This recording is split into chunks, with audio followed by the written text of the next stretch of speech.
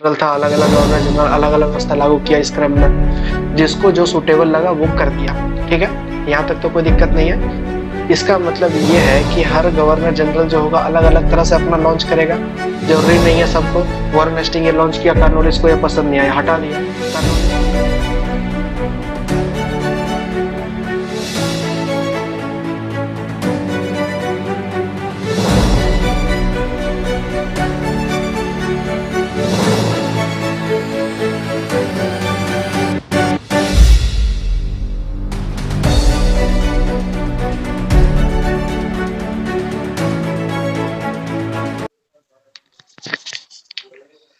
तो नमस्ते दोस्तों, स्वागत है आपका हमारे और एक नई यूट्यूब वीडियो पे। तो आज का वीडियो बहुत ही खास, बहुत ही स्पेशल, बहुत इंपॉर्टेंट रहने वाला है, क्योंकि आज हम लोग बहुत कुछ कवर करने वाला है।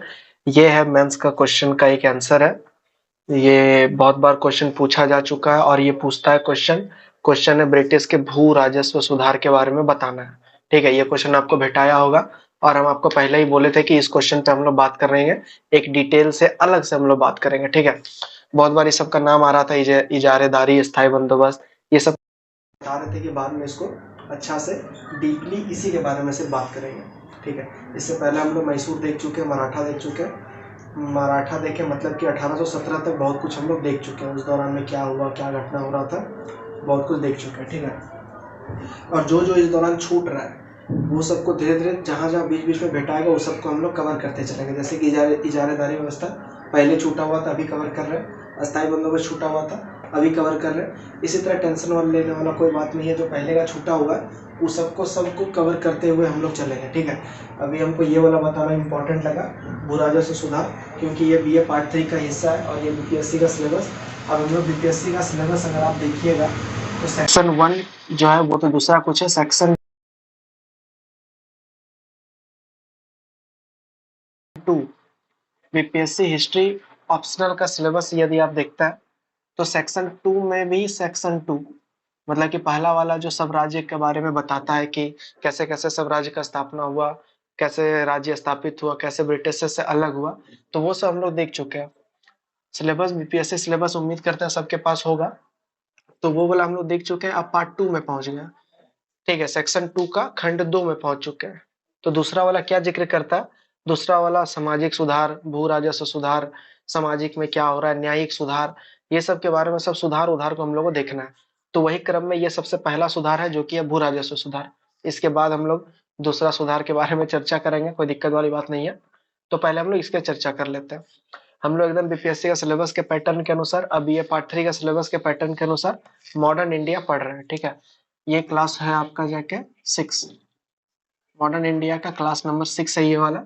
जो भी पहले का क्लास नहीं देखे हैं, पहले वो सब क्लास देख लिए, तब उसके ज्यादा बेटर तरीका से ये वाला समझ में आएगा, क्योंकि पहले भी इस सब के बारे में कुछ कुछ बताए हुए हैं, लेकिन ज्यादा कुछ नहीं बताया हुआ है। आज से इसी के ऊपर, और रात में इसके ऊपर आपको, रात में या कल रात तक, ठीक है, कल रात तक इसके ऊपर एक आपको मेंस का क्वेश्चन लिख के टेलीग्राम में डालना है। सभी को टेलीग्राम में जुड़ जाइए। टेलीग्राम का नीचे डिस्क्रिप्शन में लिंक मिल जाएगा, वहां पे आप लोग को सबको जुड़ जाना है। ठीक है, और जो भी बोलते हैं टेलीग्राम में उसका जवाब देना है। तो ये रहा आपका क्वेश्चन, ये ब्रिटिश के भू राजस्व सुधार का वर्णन करे, ऐसा क्वेश्चन रहेगा। और आपको जिक्र करना है ये चारों के बारे में या ये तीनों के बारे में, ये तो उतना कुछ खास नहीं है, ये तीनों के बारे में जिक्र करना है। ठीक है, बहुत अच्छा सिस्टमेटिक ढंग से एक इसका मेंस का आंसर रेडी कीजिए आप लोग, जो कि बहुत फायदा देगा आगे चलकर भी। तो चलिए आज को बात करते हैं इसके ऊपर, बिना स्किप किए एकदम शुरू से लास्ट तक देखते रहना है। जो भी यहाँ पे लिखा हुआ है सब कुछ क्लियर हो जाएगा, नीट एंड क्लीन। बल्ब जो जल रहा होगा, यहाँ पे थोड़ा सा बल्ब जल रहा होगा, उसके लिए घबराना नहीं है, वो सब कवर हो जाएगा जब बताने के क्रम में हम लोग आगे बढ़ेंगे तो। ठीक है, तो बस उम्मीद करते हैं बीच में कहीं स्किप नहीं करना, सीधा एकदम लास्ट तक देखना, तब ज्यादा बेहतर तरीका से समझ में आएगा। देखिए, ब्रिटिश भू राजस्व व्यवस्था क्या है? ब्रिटिश का उस टाइम पे चल रहा था, भूमि पे नियंत्रण का कार्यक्रम चल रहा था कि कैसे भूमि पर नियंत्रण किया जा सकता है। वो क्यों भूमि पर नियंत्रण कर रहे थे? क्योंकि उनको चाहिए था, ज्यादा आय का जरूरत था उन लोग को। यहीं पर से आय लेंगे वो, और यहीं पर से वो खर्चा करके यहीं से कच्चा माल खरीदेंगे, यहीं से लेके जाएंगे आपका जाके इंग्लैंड। यहाँ तक तो हम लोग सबको बात कर चुके थे पहले ही। ठीक है, तो यही वाला था चीज, धन निष्कासन का सिद्धांत यही चीज था, जो कि आगे हम लोग और डिस्कस से बात करेंगे इसके बारे में। ठीक है, तो यही दौरान पे ब्रिटिशर्स क्या किया, अलग अलग जगह पे अलग अलग सिस्टम लॉन्च किया गया। ठीक है, इजारेदारी, स्थायी बंदोबस्त, फिर मालवाड़ी, रैयतवाड़ी, अलग अलग तरह का व्यवस्था, भू राजस्व से संबंधित व्यवस्था को लॉन्च किया गया। हर जो गवर्नर जनरल था, अलग अलग गवर्नर जनरल अलग अलग व्यवस्था लागू किया इस क्रम में, जिसको जो सुटेबल लगा वो कर दिया। ठीक है, यहाँ तक तो कोई दिक्कत नहीं है। इसका मतलब ये है कि हर गवर्नर जनरल जो होगा अलग अलग तरह से अपना लॉन्च करेगा, जरूरी नहीं है सबको। वॉरेन हेस्टिंग ये लॉन्च किया, कॉर्नवालिस को ये पसंद नहीं आया, हटा दिया। कॉर्नवालिस को ये कॉर्नवालिस ये किया, मुनरो को ये पसंद नहीं आया, हटा दिया इसको। तो जिसको जो पसंद नहीं आएगा वो उसको हटा देता है और आगे एक नया रिफॉर्म अपने अनुसार लाता है। तो अपने अनुसार क्या क्या रिफॉर्म लाया गया भू राजस्व की व्यवस्था में, आज हम लोग वही देखने वाले हैं। उसमें सबसे पहले देखेंगे हम लोग इजारेदारी व्यवस्था। इजारेदारी व्यवस्था क्या था? ये वॉरेन हेस्टिंग्स के द्वारा लॉन्च किया गया था, इजारेदारी व्यवस्था।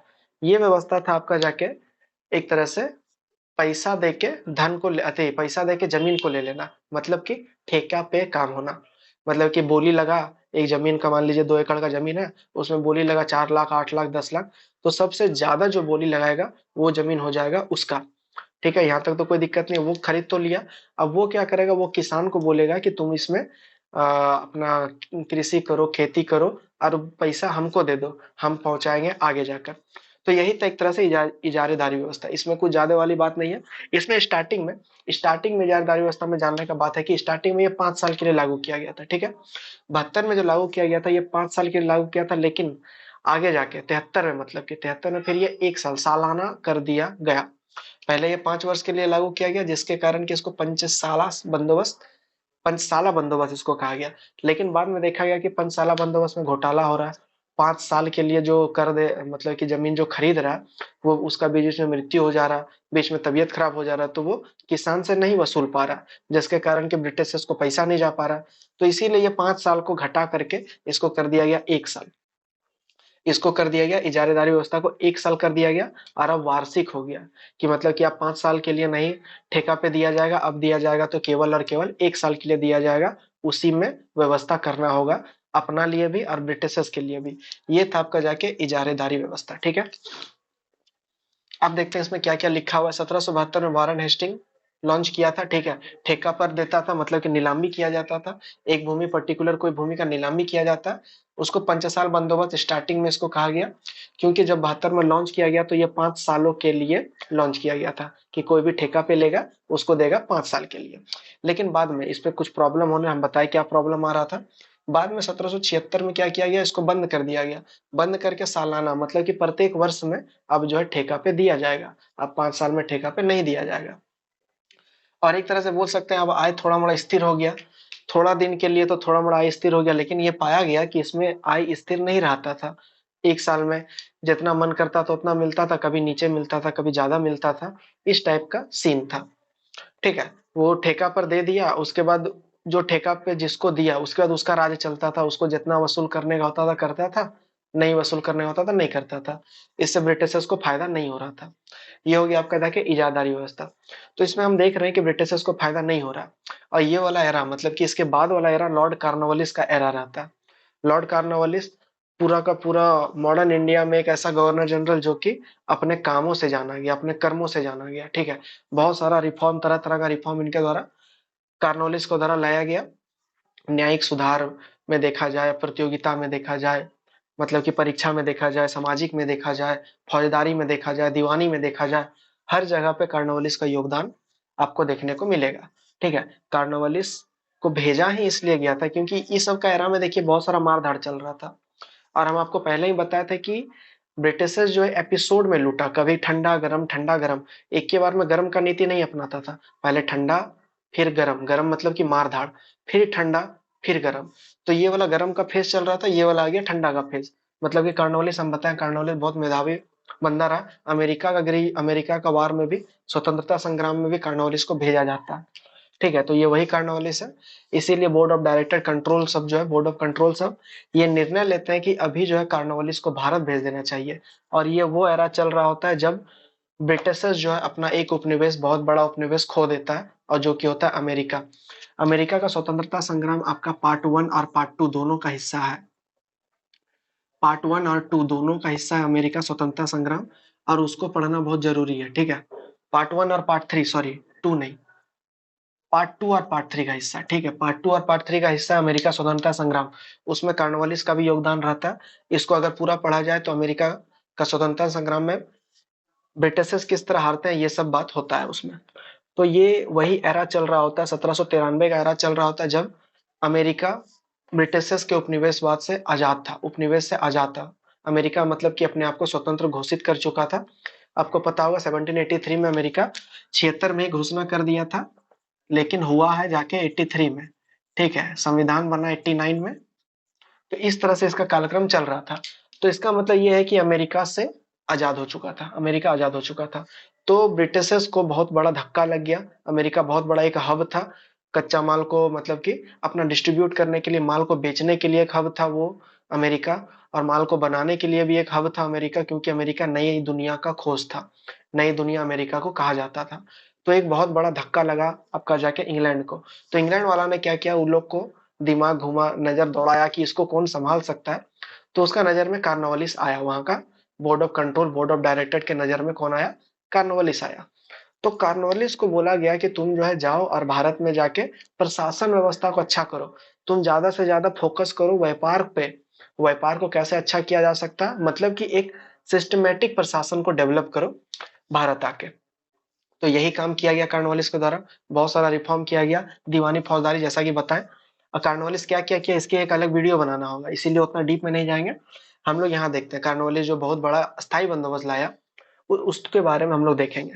ठीक है, स्थायी बंदोबस्त कौन लाया, कार्नवालिस लाया, लेकिन मूल दिमाग का उपज कार्नवालिस का नहीं था, ये सर जॉन सोर और जेम्स ग्रांट, ये दोनों का मन का उपज है। अगर क्वेश्चन में ऑब्जेक्टिव में डीपली अगर पूछ ले, अगर कार्नवालिस अगर नहीं दिया रहे, तो आंसर होगा जॉन सोर, ठीक है। जॉन सोर या जेम्स ग्रांट, दोनों में से कोई भी यदि ऑप्शन में आपका मिल जाता है, तो यही दोनों हो जाएगा आंसर। कार्नवालिस के काल में लाया गया, लेकिन मेन उपज था इसका, ठीक है। अब देखते हैं स्थायी बंदोबस्त को इस्तमरारी व्यवस्था, ठीक है, कि क्या क्या व्यवस्था के नाम से जाना जाता है। 3-4 नाम, इस्तमरारी, जागीरदारी, और फिर जागीरदारी, मालगुजारी और जमींदारी।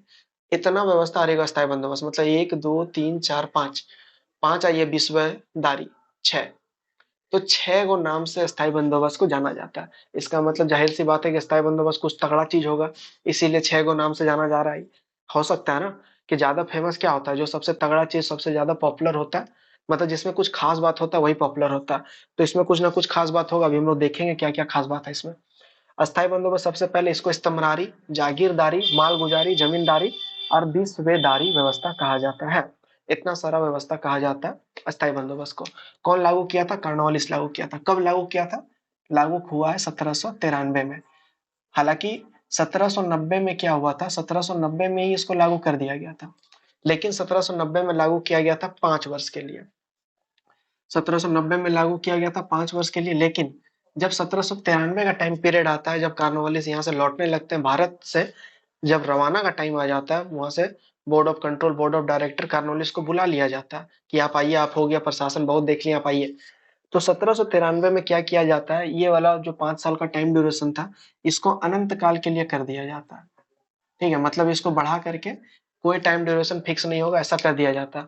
तो 90 में लॉन्च किया गया, लेकिन अस्थायी बंदोबस्त कब हुआ, 93 से उसको गिना जाता है, क्योंकि 90 में टाइम ड्यूरेशन फिक्स था। इसीलिए इसको परमानेंट सेटलमेंट कहा गया, क्योंकि बाद में कोई व्यवस्था, मतलब कि साल का टाइम ड्यूरेशन कोई बांधा नहीं गया था, ठीक है।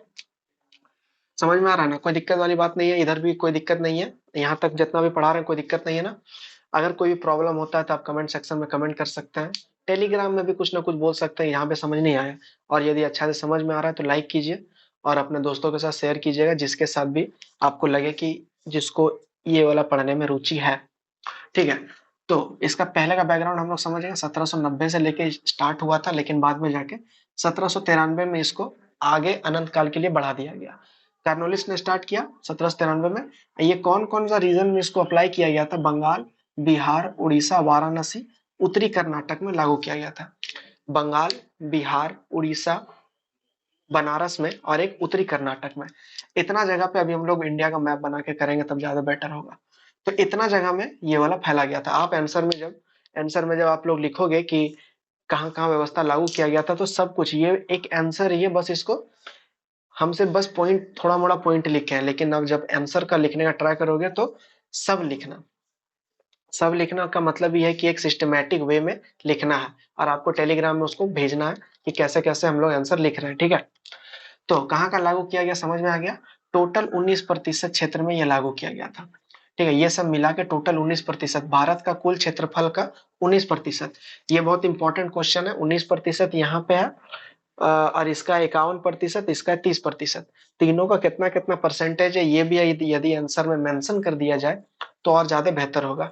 इस आंसर को बहुत अच्छा तरीका से लिखा जा सकता है, बस आप लोग ट्राई करना स्टार्ट कर दीजिए, ठीक है। आज को ये हमको भी ये लिखना है, क्योंकि हम आपको बताए थे कि हम लोग दोनों साथ साथ चल रहे हैं। तो ये वाला आंसर हमको भी आज लिखना, और आप भी, हम उम्मीद करते हैं कि आप भी लिखिएगा इसको। तो अब देखिए सूर्यास्त का कानून, ये इंपॉर्टेंट बात है। सूर्यास्त का कानून, ये वाला स्थायी बंदोबस्त में क्या था। अस्थायी बंदोबस्त में एक जमींदार हुआ करता था, ठीक है। इसके बारे में तो बतेबे नहीं किए, बहुत कुछ हम बता दिए। अस्थायी बंदोबस्त में एक बिचौलिया था। बिचौलिया कौन था? बिचौलिया था जमींदार। हम आपको स्टार्टिंग में ही बताए थे, जब मॉडर्न इंडिया स्टार्ट कर रहे थे, कि जमीन का मालिक हर एरा में अलग अलग बंदा रहा है हम लोग का पूरा इतिहास में। एंशियंट से लेके यदि मॉडर्न का बात करें तो भी, और अभी भी, ठीक है, हमेशा अलग अलग रहा। अभी राष्ट्रपति के अधीन है सब कुछ। तो इस टाइम पे जमींदार था, इस टाइम पे जमींदार था एक भूमि का मुखिया।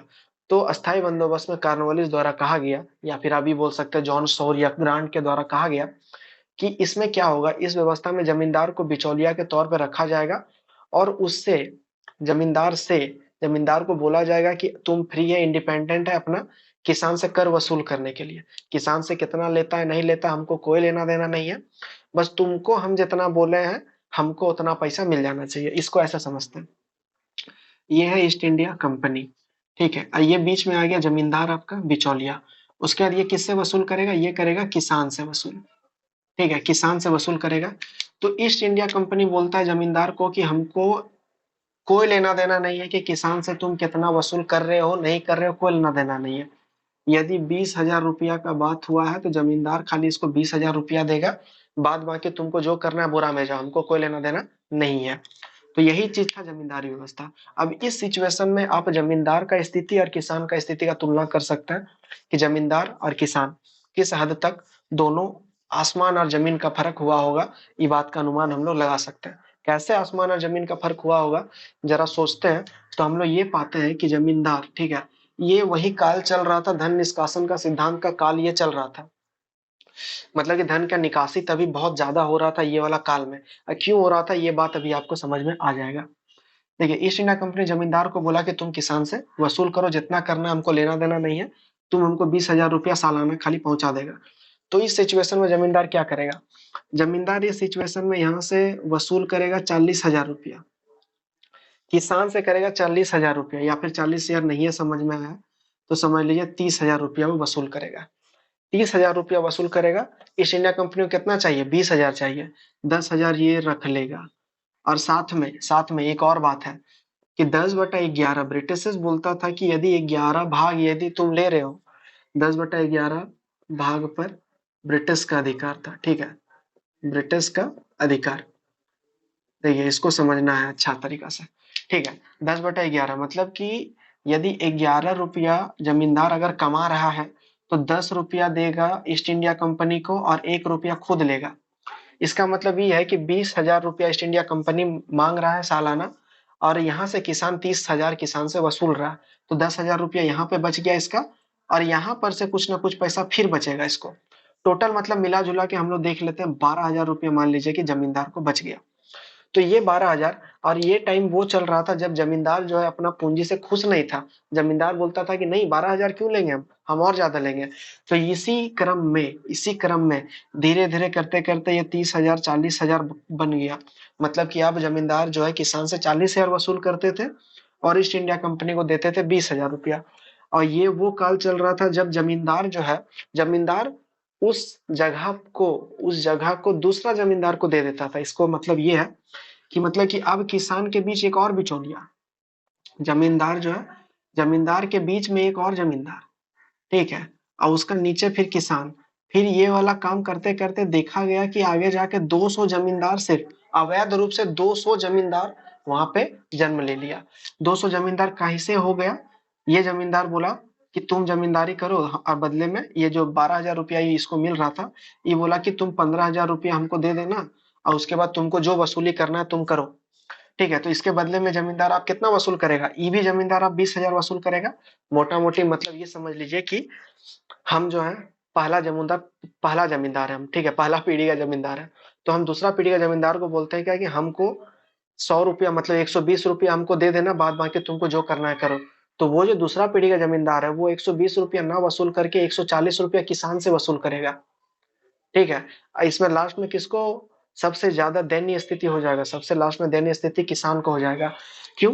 क्योंकि ये जमींदार अगर ये तीनों सिचुएशन में बात करें तो ये जमींदार को तो पता ही नहीं है कि ये जमींदार कितना वसूल कर रहा है किसान से। ठीक है, और ये पूरा का पूरा कंडीशन में देखें तो यहाँ पे ईस्ट इंडिया कंपनी को पता नहीं है कि किसान को कितना मुआवजा देना पड़ रहा है, किसान को कितना भुगतान करना पड़ रहा है। ईस्ट इंडिया कंपनी को कोई लेना देना ही नहीं था। ये बस जमींदार को बोल दिया कि तुम वसूल करना। अब आपका दिमाग सोच रहा होगा कि इस स्थिति में किसान की हालत क्या होगी, इसका आप अंदाजा लगा सकते हैं कि किस सिचुएशन में ये एक मतलब कि सुधार की बात है, ये समझने की बात है कि किसान का हालत उस टाइम पे पूरा मॉडर्न इंडिया में कुछ भी हुआ है सबसे ज्यादा कष्ट में किसान रहा है। ये आप आगे भी हम लोग करते चलेंगे तो नोटिस करते हुए जाना, ठीक है। हाँ, तो ये वाला सीन चल रहा था, ठीक है। तो बीच में आ गया सूर्यास्त का कानून। मतलब कि इस अस्थायी बंदोबस्त में तो उसको बोला गया कि तुम जो है हमको साल में इतना रुपया देगा, ठीक है।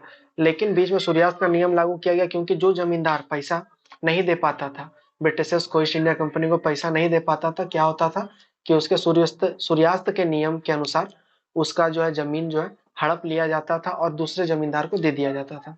मतलब ये है कि फलना तारीख को डेट फिक्स कर दिया जाता था, ठीक है। मान लेंगे 18 नवंबर, ठीक है, 18 नवंबर को सूर्य अस्त होते ही तुम्हारा सब जमीन मेरे कंट्रोल में आ जाएगा यदि तुम पैसा नहीं दिया तो यही था सूर्यास्त का नियम कि सूर्यास्त ढलने के बाद तुम्हारा सब जमीन मेरे हाथों में आ जाएगा यदि तुम पैसा नहीं चुकता किए हो तो।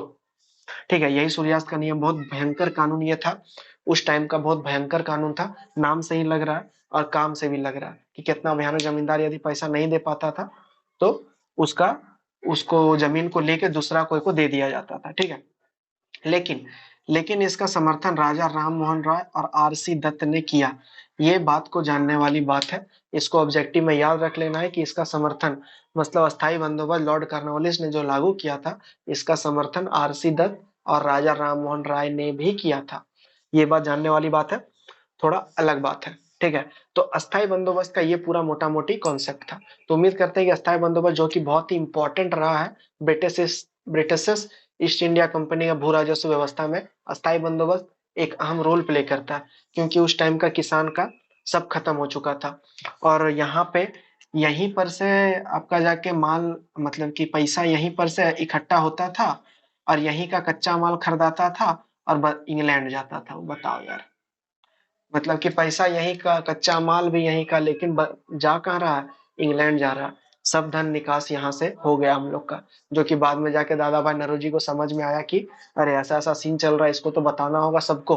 तब दादा भाई नौरोजी सबको बताते हैं, अपना सिद्धांत प्रस्तुत करते, धन निष्कासित का सिद्धांत। उसके बाद थोड़ा मोड़ा माजरा थोड़ा मोड़ा शांत होता है। तो उम्मीद करते हैं कि अस्थायी बंदोबस्त समझ में आ गया होगा। इंपॉर्टेंट बात यह है कि बंगाल, बिहार, उड़ीसा का क्षेत्र पर ये अस्थायी बंदोबस्त लागू किया गया था। 19% जगह पे ये लागू किया गया था।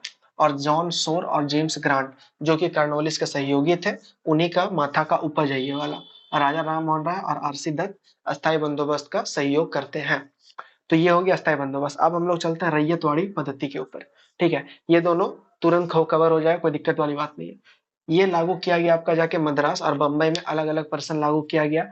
मद्रास मुनरो, मतलब कि मद्रास में मुनरो के द्वारा और बंबई में एल्फिंस्टन के द्वारा। ये जो रैयतवाड़ी व्यवस्था है इसके जन्मदाता है मुनरो, ठीक है। इसके जन्मदाता कौन है? टॉमस मुनरो और कैप्टन रीड है। रैयतवाड़ी पद्धति के जन्मदाता टॉमस मुनरो और कैप्टन रीड। जैसे कि यहाँ पे राजा राम मोहन रॉय और आरसी दत्त है, उसी तरह यहाँ टॉमस मुनरो और कैप्टन रीड है, ठीक है। मद्रास में लागू किया जाता है मुनरो के द्वारा और बंबई में एल्फिंस्टन के द्वारा लागू किया जाता है। ये मद्रास, बंबई और बंगाल, तीन प्रेसिडेंसी उस टाइम पे हुआ करता था। डिटेल से हम बताएं तीनों प्रेसिडेंसी के बारे में भी, कि कौन से वार के बाद किसका निर्माण होता है, ठीक है। इस सब के बारे में हम लोग बात कर दिए थे। 1802 में हो जाता है मद्रास का, ठीक है। तो ये था संपूर्ण भारत का 51%। यहाँ पे देखते हैं 19%, 19% भाग में स्थायी बंदोबस्त लागू था, 51% भाग में हिस्सा 51% भाग में था रैयतवाड़ी पद्धति। रैयतवाड़ी पद्धति आप देखिए क्या है कि इसमें बीच में अब मुनरो जो है, टॉमस मुनरो को पता चला कि ये व्यवस्था सही नहीं है। क्यों सही नहीं है, यहाँ पे हम एक्सप्लेन आपको किए थे कि इसमें क्या क्या हो रहा था, ठीक है। तो क्यों नहीं है, टॉमस मुनरो को पता चलता है कि यदि ऐसा ही किया गया तो किसान एक न एक दिन आंदोलन कर देंगे, क्योंकि किसान का स्थिति दयनीय हो गया, बद से बदतर हो गया। तो टॉमस मुनरो को ये बात का एहसास हुआ, ये बात का पता चला, इसीलिए उसने रैयतवाड़ी व्यवस्था लागू कर दिया। सीधे अब कोई बिचौलिया का काम नहीं, सीधे रैयत मतलब कि सीधे किसान से टैक्स वसूला जाएगा।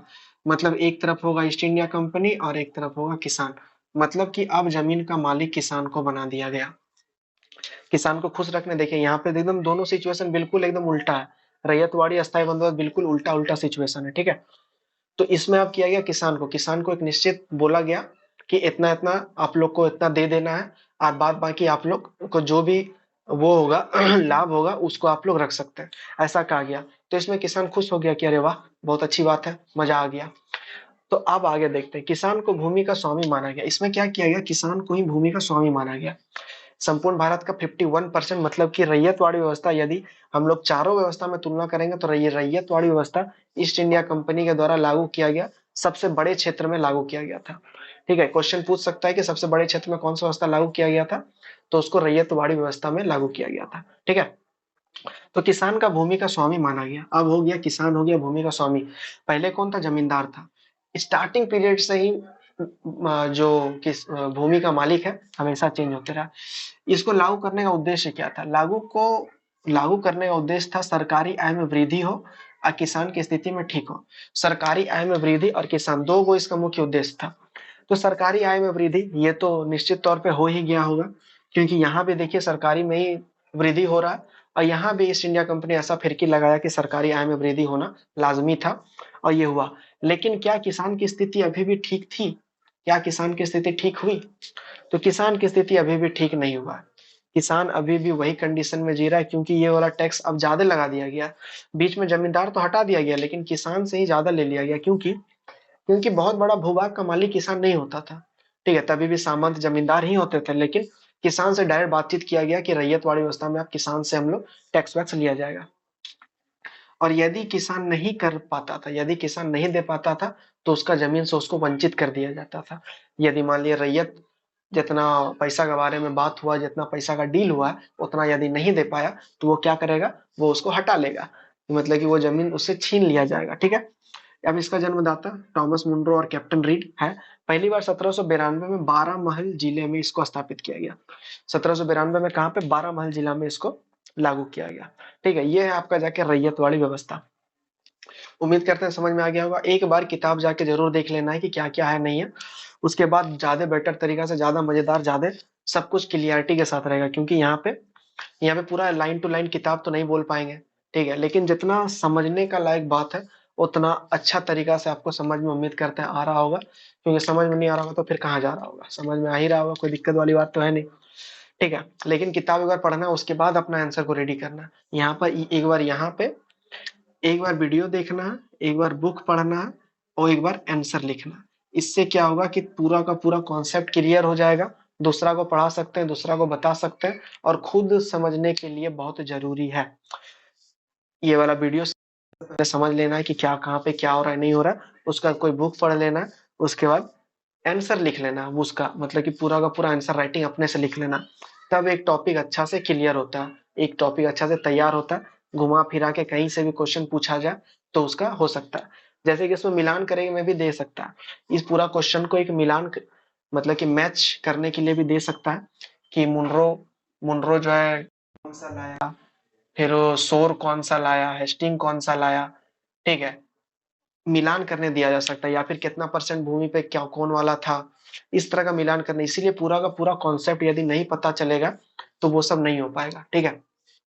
अब देखते हैं, यदि बिना स्किप का अभी तक आप लोग देख रहे हैं वीडियो को, तो जरूर सब्सक्राइब करके कर लीजिए, ताकि नया नया वीडियो आएगा तो आपको पता चलते रहेगा। दो बैच चल रहा है, एक बीपीएससी का, एक मतलब कि पार्ट 3 वाला, और एक पार्ट 1 वाला। पार्ट 1 वाला में एंशियंट, पार्ट 3 वाला में मॉडर्न, और दोनों चल रहा है बीपीएससी को सिलेबस के मद्देनजर रखते हुए, ठीक है। अभी हम लोग सेक्शन 2 का कर रहे हैं यहाँ पे, और सेक्शन 1 भी चल रहा है एंशियंट में, ठीक है। अब देखते हैं मालवाड़ी पद्धति। यहाँ पे सर आपको थोड़ा सा दिख नहीं रहा होगा, यहाँ लिखा हुआ है भू राजस्व का प्रबंध गांव अथवा महाल के साथ किया गया, ठीक है। यही चीज वहां पे लिखा गया। क्या लिखा गया उतना दिमाग नहीं लगाना है, हम जो बोलते हैं सुनते रहना, और जो लिखा गया लास्ट में पढ़ लेना है क्या लिखा गया। तो ये महालवाड़ी व्यवस्था, महाल का मतलब क्या होता है, महाल का मतलब होता है गाँव का मुखिया। तो फिर से एक देखिए बिचौलिया को फिर से रखना पड़ रहा है। अब किसान के बीच में आप एक बिचौलिया आएगा जो कि होगा महाल, मतलब कि सभा का मुखिया, मतलब कि गांव का मुखिया को अब बनाया गया। गांव का मुखिया को ये बोला गया कि अब तुम हमको टैक्स देना, ठीक है। ब्रिटिशर्स को उसको सुकून नहीं था, कभी बदल रहा अदल बदल होते रहता था, तो सुकून नहीं था। अब महाल को बोला गया कि तुम अब हमको टैक्स देना, किसान से तुमको जो करना है करो। तो वही सिचुएशन था ये वाला। तो ये वाला कहाँ कहाँ लागू किया गया, बाद बाकी जो भी है, बाद बाकी जो भी तो इधर भी बता ही चुके हैं कि उसके बाद क्या क्या कंडीशन होता था नहीं होता था, किसानों के साथ वो लोग क्या करते थे, इसीलिए उतना डिटेल में नहीं जाएंगे। उत्तर भारत और उत्तर पश्चिम के बड़े क्षेत्र में यह लागू किया गया था। उत्तर भारत और उत्तर पश्चिम के बड़े क्षेत्र में लागू किया गया था। जब ये इसका आंसर आप लोग लिखने लगो, ठीक है, इसका आंसर आप लोग यदि लिखने लगो तो जो है ना, एक मस्त सा ऐसा ऐसा करके भारत, इंडिया, एक हमसे भी बेहतरीन इंडिया बनाना, ठीक है।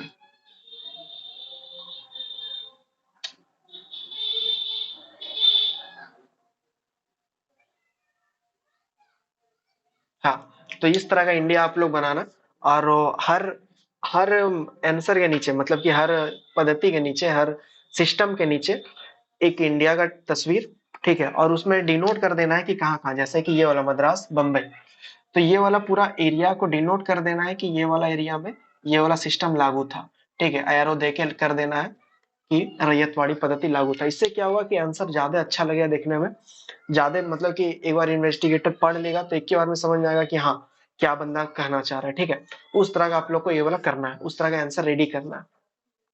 तो उत्तर भारत और उत्तर पश्चिम के बड़े क्षेत्र पर लागू किया गया था। इसमें कितना प्रतिशत था, इसमें सब 30%। तो तीन को देखे हम, एक था 19%, एक था 51%, और एक अब आ रहा है 30%। तो ये तीनों व्यवस्था लागू किया गया था। तो जनक कौन था, जनक था हॉल्ट मैकेंजी। महालवाड़ी व्यवस्था को कौन इंट्रोड्यूस किया गया था, किसके द्वारा, तो हॉल्ट मैकेंजी के द्वारा इंट्रोड्यूस किया गया था। 1819 में इनके द्वारा तैयार हो गया था, 1819 में लागू कर दिया गया था, लेकिन 1819 में पूर्ण रूप से लागू नहीं किया गया था। 1822 में लागू किया गया इसको पूर्ण रूप से। 1822 में क्या, 1822 में पूर्ण रूप से लागू कर दिया गया महालवाड़ी व्यवस्था को, ठीक है। यह मध्य प्रांत यूपी पंजाब, मतलब कि मध्य प्रांत, इसी में यूपी आ गया और पंजाब। तो इसी तरह करके डिनोट करके आप लोग को दिखाना है कि कहाँ पे कौन सा व्यवस्था लागू था, कौन लागू किया। तीन चार पॉइंट इंपॉर्टेंट है, कौन लागू किया, कौन किसका दिमाग का वो उपज था, ठीक है, कहाँ कहाँ लागू किया गया, कितना परसेंट भूमि पे वो लागू किया गया, और बिचौलिया कौन था, और उस टाइम पे किसान की स्थिति क्या थी। ये 6 चीज पे यदि फोकस करके चला जाए, और एक दो चीज है जो कि मतलब कि कब रिफॉर्म, कब कब लागू किया गया वो सब चीज, और उसका पहले का थोड़ा बड़ा चीज, तो ये सबको यदि आंसर में इंक्लूड कर दिया जाए तो एक आंसर, बेहतरीन आंसर रेडी हो सकता है। आप लोग इसको एक बार रेडी करके एक बार ट्राई करना, कैसा होता है नहीं होता, और टेलीग्राम में जरूर उसको शेयर कीजिए, ठीक है, ताकि दूसरा कोई भी देख के थोड़ा मोटिवेट हो सके, चलो यार आंसर लिखा जा सकता है। एक दूसरे का चेक रिचेक वहीं पे हम लोग कर लेंगे, कोई दिक्कत वाली बात नहीं है। उम्मीद करते हैं ये सारा सिस्टम आपको समझ में आ गया होगा। इसका एक नोट्स अपने से रेडी करना है। हम लोग जैसा कि हम बताए थे विजुअल मेंस का भी हम लोग बारे में बात करते रहेंगे। तो ये है, ये एकदम परफेक्ट मेंस का टॉपिक है जो कि हम लोग बहुत डिटेल से अच्छा से कवर किया। इसी को करते पूरा करते करते 200-250 वर्ड में आपको लोग का हो जाएगा, और 250 वर्ड का ही जरूरत है। 250 वर्ड में ट्राई कीजिए कि 300 वर्ड में लिखने का, 300 या 400 वर्ड में, 300 या 400 वर्ड में लिखने का ट्राई करो कि इतना वर्ड में, तब जाके अपना मन मुताबिक वर्डिंग को चेंज कर सकते हैं, इधर उधर हिला डुला सकते हैं, ठीक है। तो उम्मीद करते हैं ये ब्रिटिश का राज्य का जो भू अधिनियम है, अधिनियम नहीं, भू सुधार व्यवस्था जो है, चारों व्यवस्था, इजारेदारी व्यवस्था, अस्थायी बंदोबस्त, मालवाड़ी व्यवस्था और रैयतवाड़ी व्यवस्था, मतलब रैयतवाड़ी मालवाड़ी व्यवस्था, सब अच्छा तरीका से माइंड में क्लियरिटी के साथ होगा। कहीं भी कोई डाउट होगा तो पूछ लेना, डाउट लेके यहाँ से नहीं जाना है। और यदि पसंद आएगा तो लाइक करना है वीडियो को, और पसंद नहीं आएगा तो डिसलाइक कर देना। और यदि सही में पसंद आ रहा है तो अपने दोस्तों के साथ शेयर करना है, कि मतलब कि यदि जो भी इंटरेस्टेड है उनको आप शेयर कर सकते हैं, ठीक है। अब मिलते हैं नेक्स्ट वीडियो कुछ और रोचक लेके आएंगे। हम बताए हुए थे कि कुछ कुछ त्रावणकोर सब के बारे में बताएंगे, लेकिन वो सबको हम लोग धीरे धीरे करके वो सबको भी डिस्कस करते हुए चलेंगे, जहाँ पे जिसका जरूरत पड़ेगा हम लोग वो सिस्टमेटिक ढंग से चलेंगे, ठीक है। बीच में एक बार कार्नवालिस बता देंगे, हेस्टिंग बता देंगे, बीच में वेलेजली का सहायक संधि बता देंगे। ये सब बीच बीच में छूटा, जो भी छूटा हुआ है थोड़ा थोड़ा करके वो सबको बता देंगे, ठीक है। लिख के तो हम नहीं ये बताए, लेकिन वो सबको हम बहुत बार बोल के हम बता दिए, वो सब चीज को बोल के बता दिए। इसीलिए हम जो भी बोलते हैं उस पर ध्यान देना है कि क्या बोल रहे हैं। थोड़ा फास्ट चलते हैं, लेकिन फिर भी ध्यान देना है कि क्या बोला जा रहा है, नहीं बोला जा रहा। बस ये 40 मिनट लगातार देखा जाए, एकदम माइंड को एकदम स्थिर करके अगर आप लोग देख रहे हो तो कुछ ना कुछ ज्यादा बेटर तरीका से सीख के ही जाओगे, ठीक है। अच्छा तरीका से माइंड में क्लैरिटी आएगा। तो उम्मीद करते हैं कि ये वीडियो पसंद आएगा। अब मिलते हैं कल को, तब तक के लिए आप लोग अपना अच्छा से पढ़ाई करते रहिए। धन्यवाद।